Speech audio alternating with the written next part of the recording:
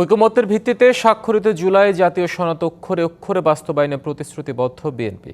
এই কথা বলেছেন দলটির স্থায়ী কমিটির সদস্য সালাউদ্দিন আহমদ। বুধবার দুপুরে কক্সবাজারের পেকো উপজেলার ওলামা মাশায়েখ সম্মেলন ও মেধাবৃত্তি পরীক্ষায় উত্তীর্ণ ছাত্রছাত্রীদের মাঝে পুরস্কার বিতরণী অনুষ্ঠানে প্রধান অতিথি হিসেবে অংশ নেন তিনি। বক্তৃতায় সালাউদ্দিন বলেন, বিএনপির রাজনীতি দেশের মানুষের জন্য, শান্তি শৃঙ্খলা প্রতিষ্ঠা, গণতান্ত্রিক ও সাংবিধানিক অধিকার নিশ্চিত করার জন্য। এসব অধিকার প্রতিষ্ঠার জন্য সবাইকে ঐক্যবদ্ধ হওয়ার আহ্বান জানান তিনি। আমরা সব সময় বলি যে স্বাক্ষরিত জুলাই জাতীয় সনদের পক্ষে আছে বিএনপি। স্বাক্ষরিত জুলাই জাতীয় সনদ যেটা ঐকমত্যের ভিত্তিতে স্বাক্ষরিত হয়েছে তার প্রত্যেকটি আমরা বাস্তবায়ন করবো ইনশাআল্লাহ। অক্ষরে অক্ষরে জুলাই জাতীয় সনদের প্রত্যেকটি প্রস্তাব আমরা যেটা ঐকমত্যের ভিত্তিতে স্বাক্ষরিত হয়েছে সেটা আমরা বাস্তবায়ন করব।